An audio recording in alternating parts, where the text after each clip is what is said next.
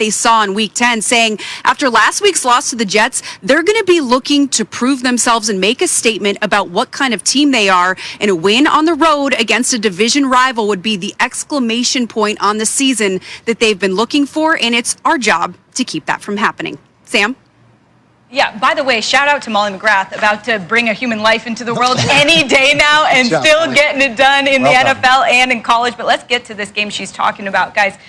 At this point in the season, both of these teams, I mean, you remember how much love we were giving the Seahawks early on in the year, despite the difficulties their defense, I mean, that's putting it mildly, that their defense had early on. The defense gets better, and now some questions may be elsewhere. Randy, right now, which of these two teams do you have more confidence in?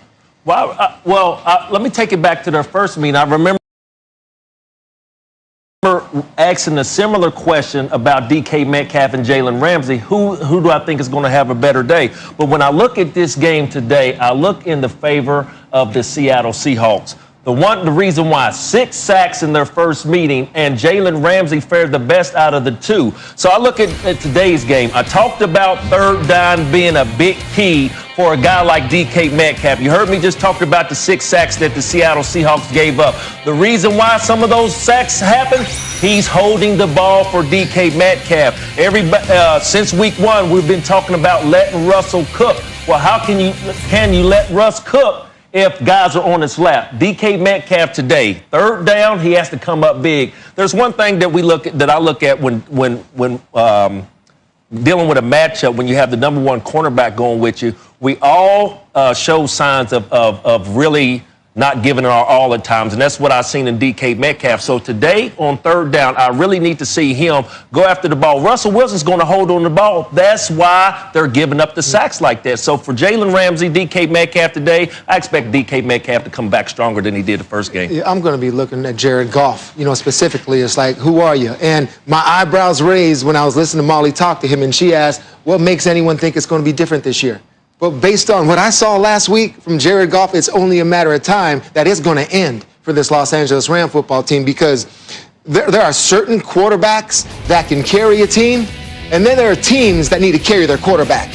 And I think this Rams team is one of them, that Jared Goff in critical situations is just not going to get it done. I mean, picking matchups specifically in critical situations, no matter what the coverage situation is, and then throwing the football. So running the football, playing defense, can they do it? Yes. But if it comes down to one of those games, you got to win 4 games to win the championship, all right, if you don't get the bye.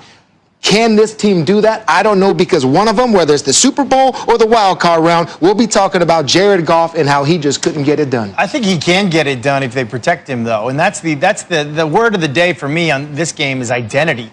Like, what's the identity of each team? What's the identity of this Rams offense? And they're going up against a Seattle Seahawks defense that since week 8, they're number 1 in the NFL in sacks. Number 1. Like, that's an incredible turnaround. So if they're able to get pressure on Jared Goff, fine. But talking about the identity of the Seattle Seahawks, they're going up against the LA Rams team that is the best, number 1 in the passing defense. I believe that's going to help Seattle be what they should have been all along. Use that identity. They're healthy at running back now.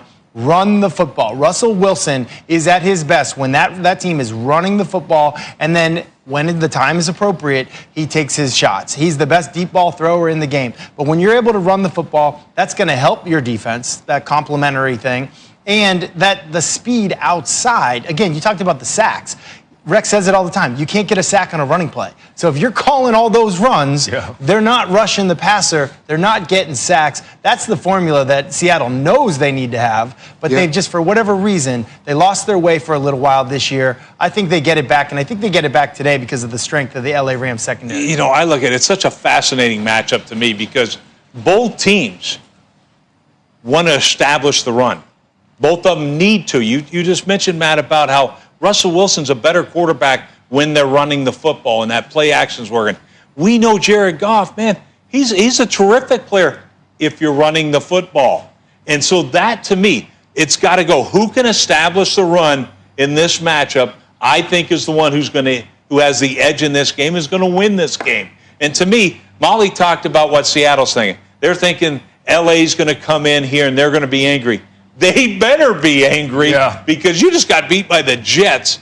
And right now, the winner of this game basically wins their division. So to me, pound the football, be angry, be physical. Whoever does it best, I think, wins this game. Yeah, the Rams kind of have this weird thing, though, where they sort of play to the level of their competition. I mean, they obviously struggled against the Jets, but they've won 4 straight against teams with winning records. So when we look at that, what do you think those explains teams that that? flip the switch. Yeah. It's just those teams you don't really respect sometimes, because that had to be, for me, the most disappointing performance of the season. What the Rams did and everything they had on the line against the New York Jets at home, and still go out and lose that game, because everything's there, and the teams and the coaches, and I'm talking about you, McVay, or Pete Carroll knows this, how you want your team playing going into the end of the year. The Seahawks have it figured out. The Rams are still trying to figure out that identity, but I do think there's a part of this team where we just roll out that helmet, we're going to be fine, and those type of mentalities, it's like, oh, do we have is your switch flipped? Is it yours or mine? Oh, I thought we had it flipped. Too late. You've lost the game. You know, those type of inconsistent mentalities, those are the ones that exit the playoffs. Yeah, they've been able to get up for this game before. We'll see if they're able to do that today. Certainly familiarity for Aaron Donald, who sacked Russell Wilson 12 times.